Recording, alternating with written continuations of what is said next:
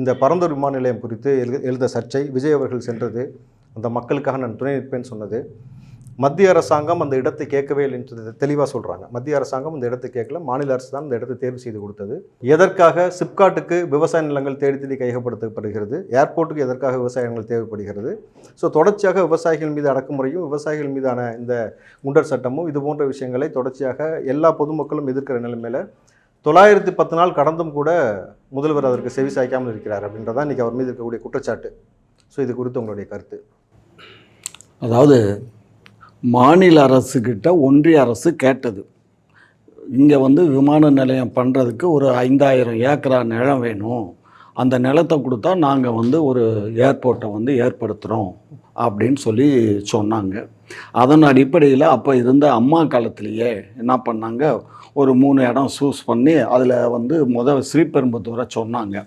அப்போ ஸ்ரீபெரும்புத்தூர்னு சொன்ன உடனே டாக்டர் ஐயா இருக்கார்ல, டாக்டர் ஐயா, அந்த டாக்டர் ஐயாவுடைய கட்சியை சேர்ந்தவங்கெல்லாம் மிகப்பெரிய போராட்டம் பண்ணி அந்த போராட்டத்தினால அது கைவிடப்பட்டுச்சு. அதன் பின்னாடி எடப்பாடி டாக்டர் ராமதாஸ் பாட்டாளி மக்கள் கட்சியினுடைய தலைவர், அவங்க தான் மிகப்பெரிய போராட்டம் பண்ணி அதை கைவிட்டாச்சு அந்த இடத்த. அதுக்கப்புறம் என்ன பண்ணார், எடப்பாடி வந்ததுக்கப்புறம் ஒரு 3 இடத்த சூஸ் பண்ணி அனுப்புங்கன்னு சொன்னோன்னே ஒரு 3 இடத்த சூஸ் பண்ணி ஒன்றிய அரசுக்கு அனுப்பிச்சி வச்சார். ஸோ ஒன்றிய அரசு என்ன பண்ணுச்சு, அதை இது இப்போ டிசைட் பண்ணாமல் பெண்டிங்கில் வச்சுக்கிட்டு இருந்தது.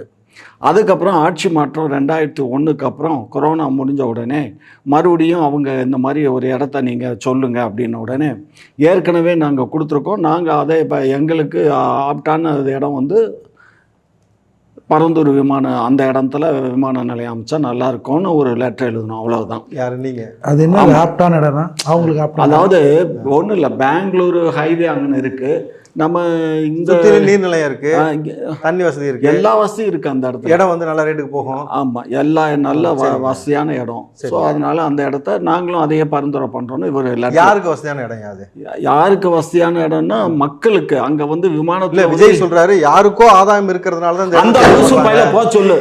நான் இன்னைக்கு கண்டிப்பா இவர் என்ன பண்ணிருக்காங்க தெரியுமா, 1 சென்ட் இடம் இல்ல, 1 ஸ்கொயர் ஃபீட் இடம் கூட நாங்க அங்க இல்ல, எங்களுக்கு எங்க கம்பெனிக்கு இல்லன்னு. ஜி ஸ்கொயருக்கு, ஜி ஸ்கொயரை பத்தி தான் அந்த சொல்றான், நல்லா புரிஞ்சுக்கோ. இல்ல இல்ல இல்ல, சும்மா இருக்கியா, அவர் ஜி ஸ்கொயர் சொல்லவே இல்லையா, பத்தி தான் அந்த சொல்றான் இல்லையா. ஜி ஸ்கொயருக்கு அங்க இடம் இருந்தது நிரூபிச்சாருன்னா இந்த ஆளு நானே இந்த சூசைட் பண்ணிக்குவேன். இது மத்திய அரசு கட்டுற ஏர்போர்ட்டா இல்ல அண்ணா அறிவாலயம் கட்டுற ஏர்போர்ட்டா? முதல்ல சொல்லட்டா அவர் என்ன? இப்போ நீங்கள் அரசு தான் ரெவென்யூவை கையில் வச்சுருக்கீங்க. உங்கள் ரெவென்யூ மினிஸ்டர்னு ஒருத்தர் இருக்கார்ல, ஒரு வயசான பெரிய மனுஷன், அவர்கிட்ட கேளுங்க எங்கே இடம் இருக்குன்னு. என்கிட்ட கேட்டால் என்ன சொல்லுவான்? சார் இப்போ சென்னையிலேருந்து உழைக்கின்ற ஏழை எளிய மக்களை அப்புறப்படுத்துறீங்கல்ல, எதுக்கு அப்புறப்படுத்துறீங்க? எதுக்குயா? நீர்நிலையில். நீ கேட்ட கேள்விக்கு மொத்தமாக நான் பதில் சொல்கிறதுக்குள்ளே நீ அங்கே தாவிட்ட. நீ கேட்ட தண்ணி இருக்கு, அந்த நீர்நிலையெல்லாம் வெளியேற்றணும், கிளையெல்லாம் எடுக்கணும், வைக்கணும், கத்திரிக்காய். ஏன் மாத்தணும்? அதுக்கு நான் பதில் சொல்றதுக்கு முன்னாடியே அங்க தவறு இல்லையா? நீங்க ஏன் மாத்தணும்னா நீங்க அவசரப்பட்டு சூசைட் பண்ணிக்கிற அளவுக்கு போயிட்டீங்க. அதனால கொஞ்சம் ஆஸ்வாசப்பட வேண்டியது இல்ல. உண்மையை நான் பேசித்தான் ஆகணும். உண்மையை பேசலைன்னா, இந்த இடத்துல பதிவு பண்ணலைன்னா 1 லட்சம் இல்ல 5 லட்சம் பேர் பாக்குறான் குறைஞ்சது ஒரு வாரத்துல. அப்ப 5 லட்சம் மக்கள் ஓஹோ இங்க ஜி ஸ்கொயர் இடம் வாங்கியிருக்கு, அதனாலதான் இந்த திமுக அரசு அந்த 5 லட்சம் இல்ல 5 கோடி பேர் பார்க்கும்பொழுது முதலமைச்சர் சொன்னார் கொடுத்த வாக்குறுதி 100% நிறைவேற்றி விட்டேன்னு. அவரும் கூசாம சொன்னார்ல. இப்ப இருங்க அண்ணன் கருத்து கேட்டு வருவோம். அண்ணன் சொல்லுங்க. அதால இப்போ எதுக்கு காலி பண்றாங்க? ஏங்க, அதாவது கூம் கரை ஓரம் காவாக்கரங்க ஓரம்லாம் அது சும்மா ஒரு 50 அடி 100 அடியில் சுருங்கி போயிருக்கு. இவன் எதுக்கு அந்த காவா ஓரம் இருக்க ஜனங்களை அப்புறப்படுத்தினா, நீர்நிலைகளில் வீடு கட்டான். எங்க 30-40 வருஷமா கட்டி வாழ்றான். ஒரு மனிதனுடைய அதிகபட்ச ஆசை ஒரு சொந்த வீடு கட்டினாங்க. சொந்த வீடு கட்டாமல் வாடகை வீட்டிலேயே செத்து போகிறவங்களாம் நிறைய பேர் இருக்கான். ஏங்க, வைகை டேம் கட்டும்போது பரம்பரையாக அங்கே குடியிருந்தான். அதே மேட்டூர் டேம் கட்டும்போது அதே மாதிரி அங்கே கோயில்களும் குளங்களும் நிறைய பரம்பரையாக இருந்தது. அதெல்லாம் காலி பண்ணிட்டு அங்கே டேம் கட்டலையா? பேசுறீங்க? திமுக கட்டல, முந்தைய அரசுகள்லாம் கட்டுச்சு இல்ல? அது இருங்க இங்க பாரு, மனிதனுக்கு தேவைன்னா மிருகத்தை அடிச்சு சாப்பிடுறோம், மனிதனை ஏமாத்தி பொழைக்கிறோம். அது மாதிரிதான் இது. மனிதனுக்கு எல்லாமே தேவை. மனிதனுக்கு தேவைன்னா பல லட்சம் மக்களுக்கு தேவை. ஒரு 1 லட்சம் மக்கள் இல்ல, ஒரு 5000 பேர், அதுலயும் 85% கையெழுத்து போட்டு பத்திரம் பதிஞ்சு கொடுத்துட்டாங்க. சரி, இப்ப நான் தான் கேக்குறேன். ஐயா, ஒரே நிமிஷம். இருக்கிறது 15% மக்கள் அத ஒரு அரசியல் கட்சி அதுல ஆதாயம் அடையிறதுக்காக அவங்க வேணும்னு பண்ணக்கூடிய இது போராட்டம். எத்தனை சதவீத மக்கள் வந்து உணவு இருந்துறாங்க, எத்தனை சதவீத மக்கள் விமானத்தை பயன்படுத்துறாங்க? இந்தியா எத்தனை சதவீத மக்கள் உணவு பயன்படுத்துறாங்க? பயன்படுத்துறது முக்கியம் இல்ல. விமானத்தினால வெளிநாட்டுல இருந்து இங்க வர்றது, இங்க இருந்து போறது, இன்றைக்கு வந்து இங்க வந்து நம்ம நாடு வந்து இது பன்னாட்டு நிறுவனங்களால இன்றைக்கு பரிசீலிக்கப்படுது இந்த நாடு.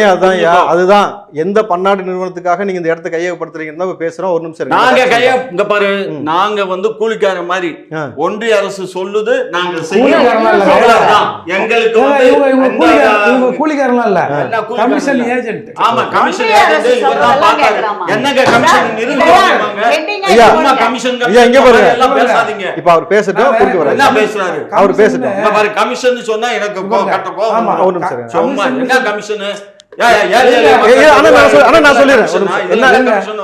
கமிஷன்? இப்ப காமாட்சி நாயுடு ஏர்போர்ட்ல போறதுக்கு, ஏர்போர்ட், ஆமா ஏர்போர்ட்ல போறதுக்கு பறையரும் வன்னியரும் அவங்க வாழ்க்கை இழக்கணுமா? இப்போ மாற்று இடம் கொடுன்றாருல. 2000 வந்து போரூரில் வந்து 3000 ஏக்கரில் கட்டலான்னு முடிவு பண்ணாங்க. 2007 ஸ்ரீபெரும்புதூர் பக்கத்தில் ஒரு 4800 ஏக்கரை எடுத்தாங்க, வந்து ப்ரொபோசல் வந்தது. அப்புறம் 2022 திருப்போரூர், பன்னூர், பரந்தூர் இந்த 3 இடத்துல ஏதாவது ஒரு இடம். அப்போது திருப்போரூரை செலக்ட் பண்ணாமல், பன்னூரை செலக்ட் பண்ணாமல், பரந்தூரை ஏன் செலக்ட் பண்ணீங்க? இந்த செலெக்ஷன் வந்து மாநில அரசு சொல்கிறது தான். மத்திய அரசு கேட்குதுன்னு வச்சுங்க, மாநில அரசு எதுக்கு பரந்தூரை செலக்ட் பண்ணீங்க? தம்பி, இதில் ஒரு இங்கே பாருங்க, அவங்க இடத்த வந்து செலக்ட் பண்ணி ஒரு இடத்த செலக்ட் பண்ணி கொடுங்கன்னு கேட்கல, 3 இடத்த செலக்ட் பண்ணி ஒரு இடத்த நாங்க செலக்ட் பண்ணோம். நீங்க பரந்தூரை செலக்ட் பண்ணீங்க, திருப்பூர் சார் முந்தைய அரசு பண்ணுனது, எங்க அரசு பண்ணல. இருங்க, இப்ப எத்தனை நாளுக்கு உண்ணாவிரதம் இருங்க, எத்தனை நாளுக்கு இருங்கயா சும்மா. திருப்பூரூர் வந்து நீங்க நினைக்கிற மாதிரி ஏர்போர்ட் ஒன்றும் பஸ் ஸ்டாண்டு கிடையாது, ஆட்டோ ஸ்டாண்ட் கிடையாது. முதல்ல கடலுக்கும் அதுக்குமான தூரம் குறைவாக இருக்கு. ஃப்ளைட் ஏற்றி இறக்க முடியாதுன்னு சொன்னது தான் திருப்பூர் அவங்க தான் நெக்லெக்ட் பண்ணாங்க அந்த இடத்த. இப்போ பேசுங்க, அதை சொல்லுங்க முதல்ல. உண்மை தெரியாம இவங்க யதார்த்தமான உண்மை இல்ல, யதார்த்தமான உண்மை என்னன்னாக்கா சதுப்பு நிலத்தின் மேல ரன்வே வர முடியுமா? வர முடியாதுங்க. அப்ப அதுக்கு என்ன எவ்வளவு இருங்க, அப்ப எவ்வளவு மலைகளை ஒரு விஷயம், குஜராத்ல ஏர்போர்ட் கட்டி இருக்காங்க, முழுக்க முழுக்க சதுப்பு நிலத்துல தான் வெட்டி எடுத்து கான்கிரீட் போட்டு அதுக்கு மேலதான் இன்னைக்கு ஓடுது. அது தெரியுமா உங்களுக்கு? குஜராத் ஏர்போர்ட் அப்படிதான் கட்டி இருக்கு. அந்த மாதிரி விட்டு விட்டு தான் என்னாச்சுன்னா, நீ கடையில போய் அரிசி வந்து கேட்டா கர்நாடகா பொன்னியா ஆந்திரா பொன்னியான்னு கேக்குறான். தமிழ்நாடு அரிசி பத்தி எவனும் பேசல. இப்படி விவசாயத்தை அழிச்சு அடுத்த தலைமுறை 5000 ஏக்கரா. அதாவது நீங்க எதுவும் அரசியல் இதுக்கு தாங்க நான் சொன்னேன், ஏர்போர்ட் 12 மணிக்கு முன்னாடி இந்த கடை ஏர்போர்ட்டுக்கு மலை வந்து 2 புறமாவது குறைந்தபட்சம் மலை இருக்க வேண்டும். மலை இருக்கா இங்க? முதல்ல இருக்கு, தமிழ்நாட்டுல இருக்கா ஐயா? மலையில நீங்க நினைக்கிற மாதிரி கொடைக்கானல், ஊட்டியில ஹைட் இல்ல இல்லையா? இப்ப சமீபமா இயற்கை வளங்களை இயற்கை வளங்களை காவு கொடுக்குறாங்கன்னு சொன்னதுக்காக ஒருத்தர் வெட்டி கொண்டிருக்காங்க. இப்போ இல்ல, புரியுதுங்களா? சமதளாபம் பண்ண முடியாது இல்லையா? பரந்தூர் கேட்டீங்க, பரந்தூர் பதில் சொல்றேன். இல்ல இல்ல, மலைகளை பத்தி பேசும்பொழுது மலைகளை உடைக்கிறாங்கன்னு சொல்லும் பொழுது இந்த இடம் தான் அது கிளிக் ஆச்சு, கட்டுறாங்க, கிளிக் ஆச்சு. இதற்கு எதிர்க்க வேண்டும் என்றால் நீங்கள் ஒரு கட்சி தலைவராக நீங்க உங்களோட ஸ்டாண்ட் என்ன சொல்லுங்க. ஏர்போர்ட் வேணுங்கிறீங்களா? நீங்க சொல்லுங்க. நெறியாளர் எல்லாரும் வேணும், ஸ்டாண்ட் என்ன சொல்லுங்க. நான் என்ன சொல்றேன், பொதுவா தெரிஞ்சுக்கோ. பொதுவா தான் சொல்றேன். பொதுவா வளர்ச்சி என்பது யாருமே வேணாம்னு சொல்ல, வேணும் வேண்டாம், எஸ் ஆர் நோ. நான் சொல்றது கேளுங்க. நீங்க சொல்றத கேட்க முடியல. இல்லையா? வேணும் வேண்டாம், ஏர்போர்ட் வேணும் வேண்டாம், நான் அதுக்கு தான் பதில் சொல்றேன். ஏர்போர்ட் வேணும் வேண்டாம். ஏங்க நான் திருப்பி இன்னொரு நீங்க சோறு வேணுமே வேணாவா? அதுக்கு கக்க சொன்னா திண்டிவியா?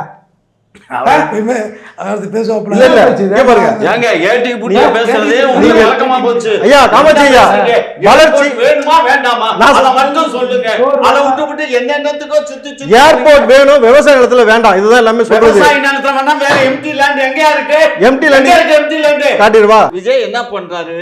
இது யாரோ ஒருத்தருடைய ஆதாயத்துக்காக இங்க வந்து ஏர்போர்ட் வருது அப்படின்னு பேசுறாரு. யாரோ ஒருத்தர்னா யாரு? அந்த ஆளுங்கட்சிக்கு ஆதரவானவங்களுக்காக சொன்னா, எங்களுக்கு அங்க இடம்னா ஏற்கனவே வச்சிருந்தா தான், பரம்பரையா வந்திருந்தா தானே தவிர, இந்த ஏர்போர்ட் அங்க வருதுன்னு சொல்லி புதுசா யாராவது டாக்குமெண்ட் ரிஜிஸ்டர் பண்ணியிருந்தா, கட்சிக்காரன் பண்ணியிருந்தா அந்த டாக்குமெண்ட்டை கொடுங்க, நாங்க வந்து அப்பாலஜி வாங்கிக்கிறதுக்கு சரியா இருக்கும்.